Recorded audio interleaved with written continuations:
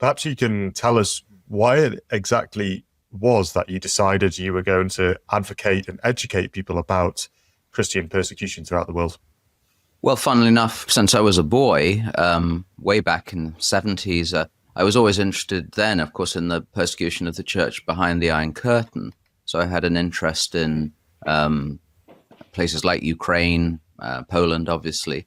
And then I just went through my career as a priest, and I was based in Vermont in the United States. And I remember hearing back in 2014, when ISIS was sweeping across Iraq and Syria, etc., that the city of Mosul in Iraq, which is, for those who know their Bible, Mosul is Nineveh, where Jonah preached. The tomb of Jonah is in Mosul. In fact, ISIS blew it up.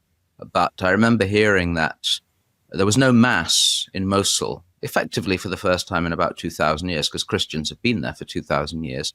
And I just was thinking how terrible this is. What can we do? So those were the days where people were wearing those rubber bracelets advertising different things. So I just thought, well, I had a parishioner. We can make those rubber bracelets marked with the Arabic nun, the N, which is, in fact, it's somewhere behind. I think, I've got it right here. I'm going to turn around and show you the viewers what the nun is. The Arabic N, it looks like a smiley face, but it's not, with the one dot. The Arabic N for nun, N-U-N, was marked by ISIS, but it's been marked by Islam for centuries of the non-believer, the Christian. Stands for Nazarani, Nazarene, Christian. And ISIS marked the houses of Christians, meaning a Christian lives here, leave, die, or convert. I've seen them with my own eyes in Iraq on the walls of houses and churches. So, as I say, we produced little lapel pins and just to support. Money went to house and feed Christians. And then I went to Iraq for the first time in 2015, when the place was full of refugees, IDPs who'd been driven out by ISIS. All the Christians had been driven out of the Nineveh plain. And slowly but surely I felt that call within a call as a priest to devote my priesthood to the persecuted church throughout the world, reminding Christians, Catholics, Christians, that this is so important. And then the charity was founded in 2016, with two specific aims, very small, just effectively me and some my good helpers in the background, but to aid and advocate. So advocacy is me as a priest, speaking, writing, talking, doing what we're doing, trying to get Christians to pray for their persecuted brethren, but to do something. And then aid is very specific. We microfinance small family businesses to keep Christians in their countries. So they, for example, somebody wants to start a little coffee shop in Iraq.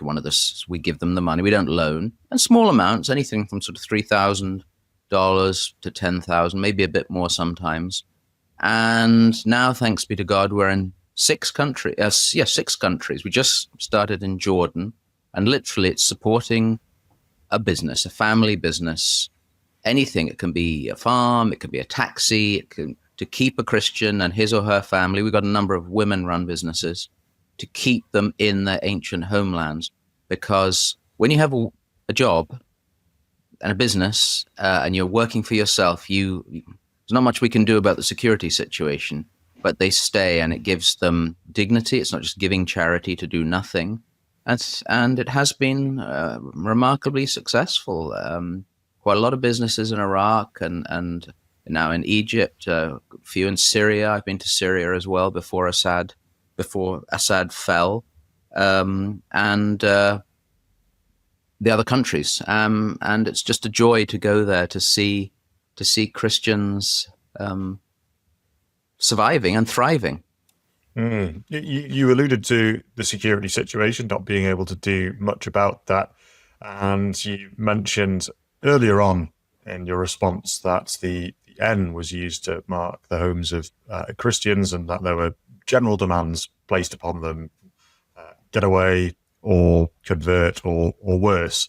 What does a day-to-day or a day in the life of a Christian in these lands as a distinct minority look like? What is the security situation for them? Well, then, of course, it was terrible. They were literally driven out. They all left, famously, the night of August the 6th, thousands and thousands in a convoy or from Nineveh to Erbil in Iraqi Kurdistan. A few stayed for a little bit longer, but the jizya, ISIS demanded the jizya, which is the tax to, in theory, be allowed to stay and not die. The jizya was incredibly expensive. It wasn't possible, so they all had to leave. Now a number are back, a good proportion, but not anything like the number before, and across the Middle East. But this thing to remember as well, John, is this happened long before ISIS. ISIS is just a name, especially since 2003, since the invasion. Sort of very appropriate at the moment that that unleashed just so many problems for Christians across the Middle East. So the day-to-day life, no one at the moment is being killed in Iraq at the moment, although ISIS is re-emerging, particularly in Syria, in a big way. But the day-to-day life for all Christians across the Middle East, wherever there's a Muslim majority, it's just a fact. It's not being prejudiced.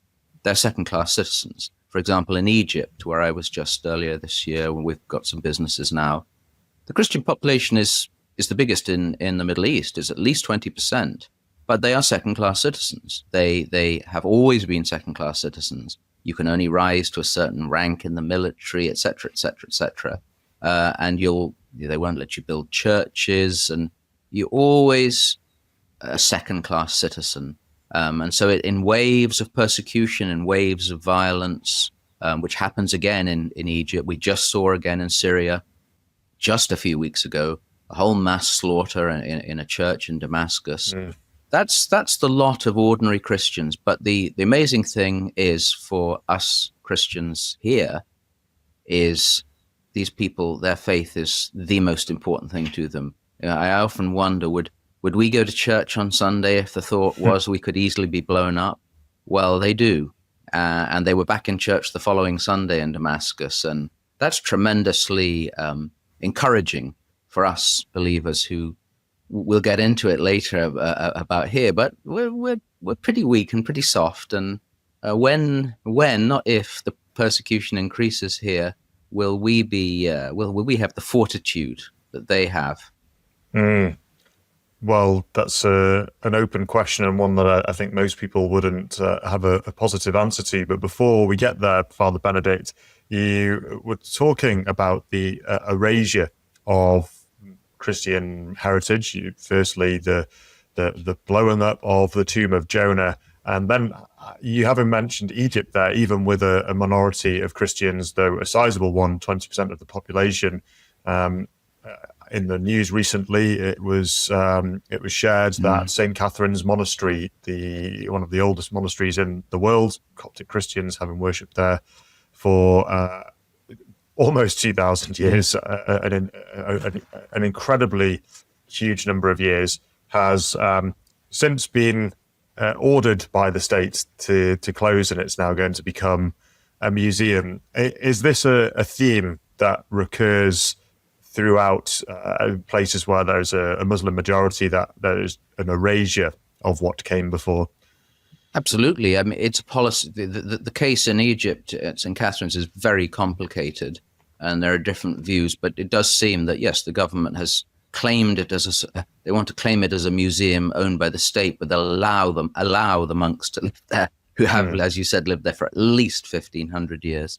It's very tricky. And as I said, the building of churches, for example, I went to a village near Alexandria, and they've been trying to build their church for years, and they don't get permissions. And there was actually a very large police van and a fire engine parked outside because the danger is they'll get attacked at night or something. But there's one example I could use about the erasure, which is a good word. It's a policy of denial. It's in fact what's happening also now in Armenia, in Artsakh.